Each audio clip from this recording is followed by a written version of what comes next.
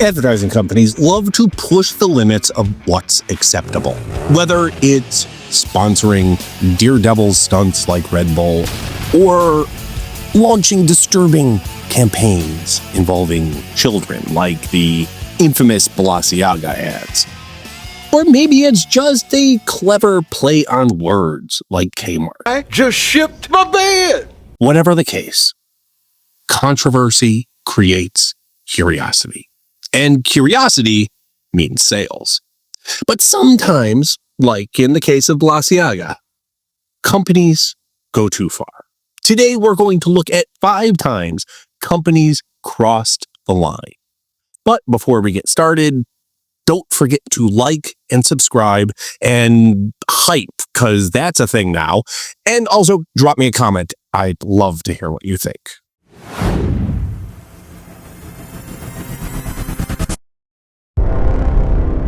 What's more fun than a pool party? And not just any pool party, I'm talking MTV spring break style.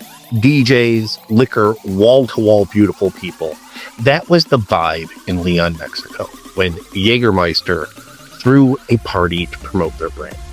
Unfortunately, this wasn't just a Jaeger bomb, it was a Jaeger Moab.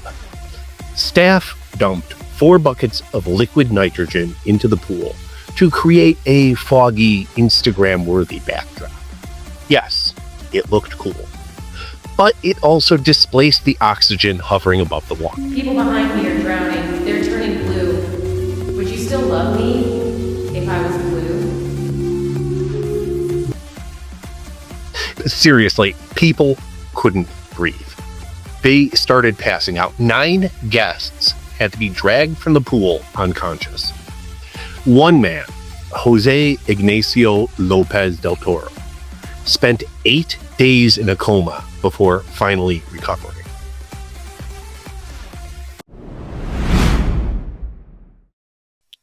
In 1992, Pepsi launched a promotional contest in the Philippines with a grand prize of 1 million pesos, about $40,000 US at the time.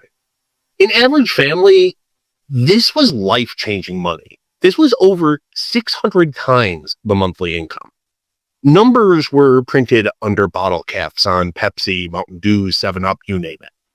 Winning numbers were announced on TV each night as sales skyrocketed.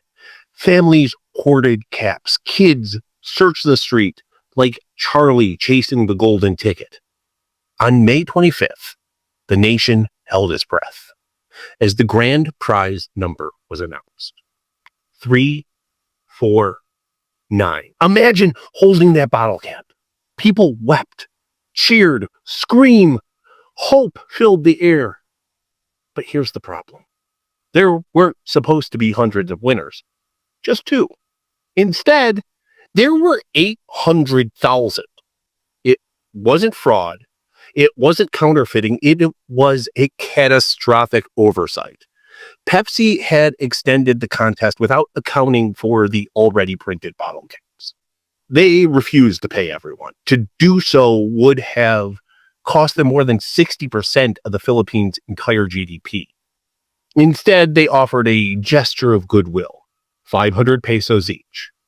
Over half the people accepted it, but many protested. Trucks were overturned, executives received death threats.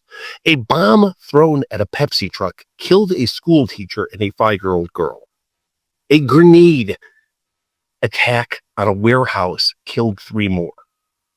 The bottling plant was surrounded with barbed wire, guarded like a fortress. Legal battles continued until 2006, when the Supreme Court of the Philippines ruled Pepsi owed nothing more. While we're on Pepsi, we can't forget the Harrier jet.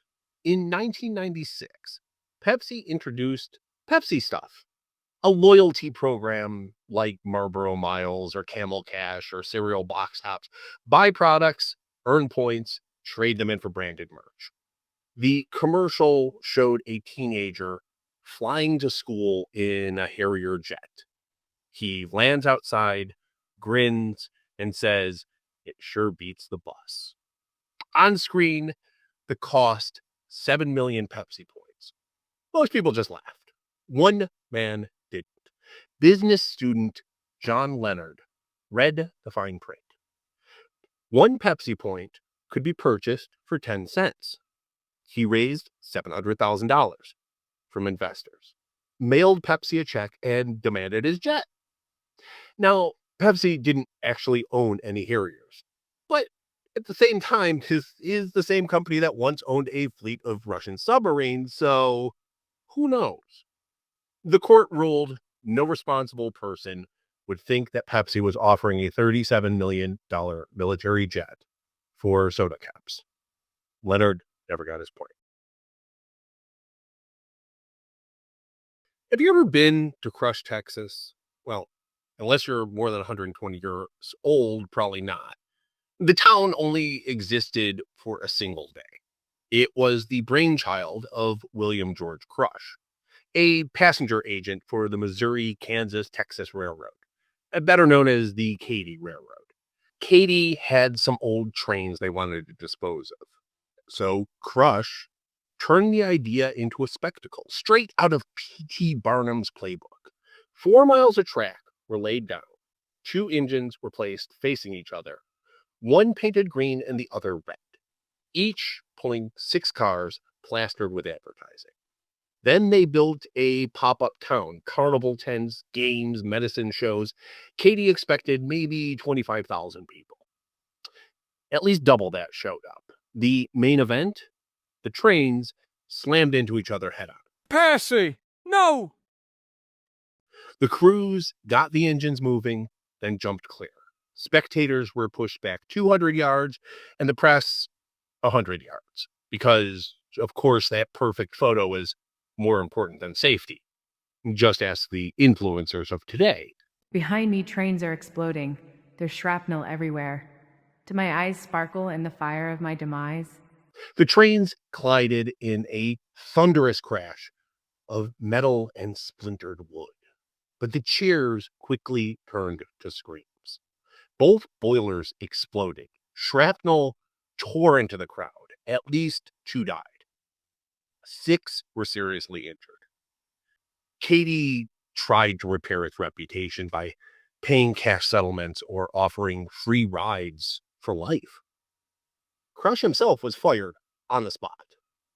But the stunt generated international headlines. Sales boomed. And he was quickly rehired.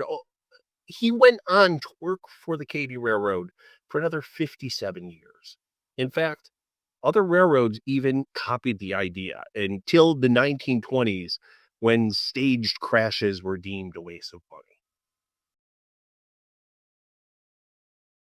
Our final story, Dr. Pepper. In 2007, they launched a treasure hunt. 23 gold coins hidden across the US and Canada. One for each of the soda's 23 flavors. Coins were worth anywhere from $10,000 to $1 million. The $1 million coin was found under the now removed Spirit of the Confederacy statue in Houston. But that wasn't the controversial part. The controversy came in Boston. The clues led treasure hunters straight to the Granary Burying Ground, a cemetery dating back to 1660, the final resting place of Paul Revere, Sam Adams, John Hancock, and many more. So the question here is, would you dig up a founding father for your chance at $1 million? Thankfully, the cemetery was locked, but treasure hunters, shovels in hand, called the city demanding they open the gates. Officials shut it down. Dr. Pepper awarded a $10,000 prize to a random Boston contestant instead. Well, that's it for today, folks. Which of these disasters do you think was the worst? Drop your thoughts in the comments below. I really do read every comment.